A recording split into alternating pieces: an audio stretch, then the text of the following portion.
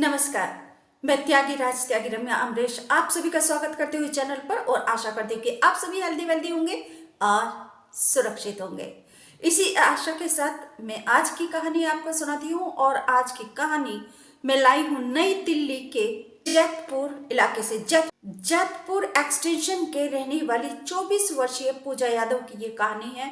24 वर्षीय पूजा, इसने ब्यूटिशियन का कोर्स किया है, लेकिन ब्यूटिशियन का कोर्स करने के बाद यह बसंतपुर फरीदाबाद में property dealer Krishna property dealer के यहाँ पर नौकरी करना शुरू कर देती है, काम करने लग जाती है। परंतु 20 अक्टूबर 2023 को रात के लगभग 8:30 बजे के आसपास पूजा यादव के घर में दो लोग आते हैं। एक व्यक्ति ने नकाब पहना हुआ है, मास्क पहना हुआ था और एक व्यक्ति उसके साथ में था। उसका साथी होगा, संगी साथी। पूजा यादव के घर में पूरा परिवार है, भाई मनोज और माता पिता, जो भी पूरा परिवार है।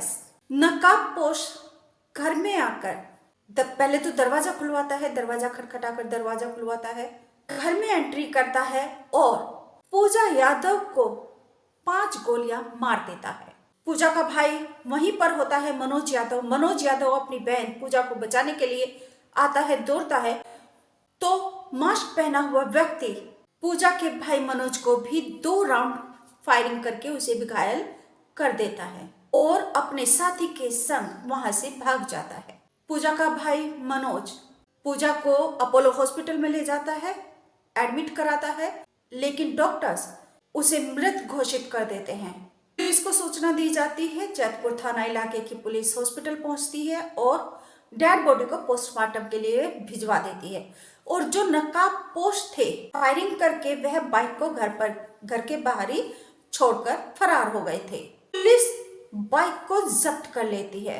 बाइक के ऊपर नंबर प्लेट नहीं था, तो पुलिस इंजन नंबर से बाइक के मालिक की पहचान करती है, बाइक के मालिक के घर जाती है, परंतु मालिक भी फरार मिलता है। बाइक मालिक की माँ होती है घर पर, पुलिस उससे पूछताछ करती है, तो बाइक मालिक की माँ बताती है कि बाइक को मांग कर रोकी लेकर गया था। आप सभी से निवेदन करती हूँ कि प्लीज चैनल को सब्सक्राइब करके घंटे को दबाकर ऑल पर सेलेक्ट जरूर कर लीजिए। पुलिस रोकी के घर पर जाती है, परंतु रोकी भी फरार मिलता है। रोकी के भाई कृष्ण से पूछताछ करने लग जाती है पुलिस। जब कृष्ण, जो प्रॉपर्टी डीलर का काम करता है, जिसके यहाँ पर पूजा काम करती थी, उसी कृष्ण से जब पुलिस पूछताछ करती है तो कृष्ण बताता है कि कृष्ण और पूजा यादव के अवैध संबंध थे। प्रॉपर्टी डीलर के ऑफिस पर पूजा जब जाती थी काम के दौरान, तो प्रॉपर्टी डीलर कृष्ण और पूजा यादव के बीच अवैध संबंध स्थापित हो गए थे, जिसके कारण घर में अक्सर लड़ाई झगड़ा होता था। पूर्व में रोकी ने पूजा यादव को नौकरी से निकाल भी दिया था इन्हीं लड़ाई झगड़ों के कारण, क्योंकि प्रॉपर्टी डीलर कृष्ण एक शादीशुदा व्यक्ति है, उसके 2 बेटे और 2 बेटियां हैं। पत्नी भी झगड़ा करती थी, घर में कलेश रहता था 24 घंटे, और इस लड़ाई झगड़े से तंग आकर ही रोकी ने उसे काम से निकाला था। परंतु नौकरी से निकलने के बाद भी कृष्ण और पूजा यादव के बीच अवैध संबंध बदस्तूर जारी रहे। फोन पर बात भी होती थी और संबंध भी जारी थे, जिसके कारण रोकी के घर में झगड़ा होता था। रोकी की माँ और रोकी की भाभी के बीच में तनातनी चल रही थी, अनबन रहती थी, बहुत ज्यादा कलेश हो रखा था। घर की शांति गायब थी, जिससे तंग आकर रोकी ने उसे पहले भी नौकरी से निकाल दिया था, लेकिन जब वह नहीं मानी तो पूजा के घर में घुसकर उसको फायरिंग करके उसकी हत्या कर दी।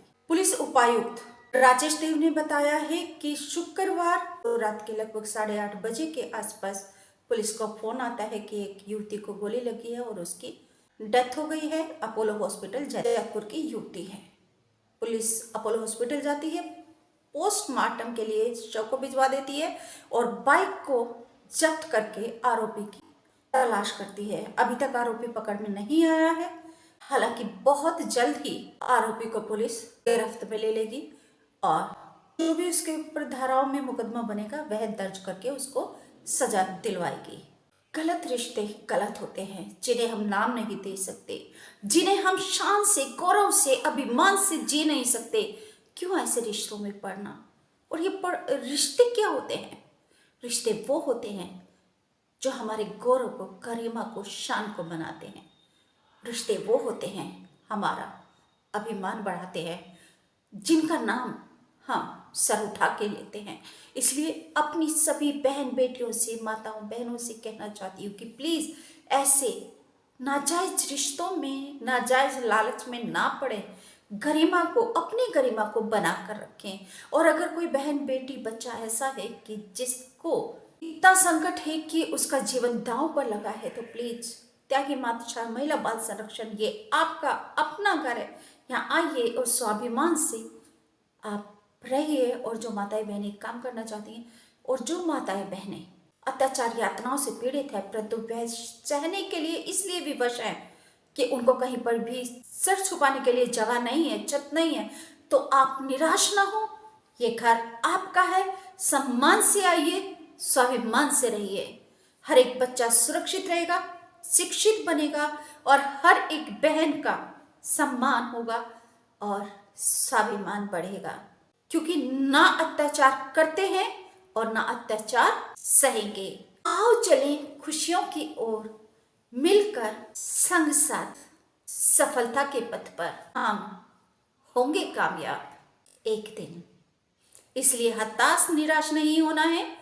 बस मैं आप सभी का स्वागत करती हूँ और पुनः आपसे निवेदन करती हूँ कि प्लीज चैनल को सब्सक्राइब करके घंटे को दबा दीजिए और ऊपर सेलेक्ट कर लीजिए, एक प्यारा सा कमेंट जरूर कर दीजिए और लाइक कर दीजिए।